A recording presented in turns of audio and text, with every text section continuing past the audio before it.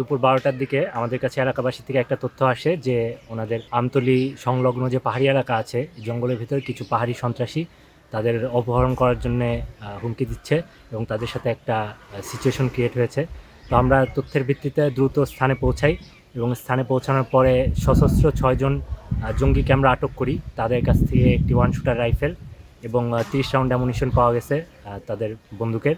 সাথে তাদের বন্দুকের এবং অস্ত্র সরঞ্জামের বেশ কিছু সরঞ্জামাদি পাওয়া গেছে এবং তাদের জিজ্ঞাসাবাদ করে জানা গেছে যে তারা পাহাড়ি সন্ত্রাসী কর্মকাণ্ডের সাথে জড়িত। তবে এই বিষয়ে তদন্ত চলছে এবং আমরা এখনও নিশ্চিত নই। আমি বুঝি নির্মাণের শিল্প, সালাম স্টিল বোঝে ডিউরেবিলিটি। সালাম স্টিল, মোস্ট ডিউরেবল স্টিল। বিগত সময়ে তাদের ওই এলাকাতে তাদের বেশ কিছু সন্ত্রাসী কর্মকাণ্ড এবং পাহাড়ের লোকজনদের অপহরণ করার কর্মসূচি বিদ্যমান ছিল এবং এই বিষয়ে থানায় বেশ কয়েকটি অলরেডি রিপোর্ট আছে, তাদের জিডি আছে ওই এলাকার মানুষদের, এবং এই বিষয়ে বর্তমানে তাদেরকে থানায় হস্তান্তর করা হয়েছে।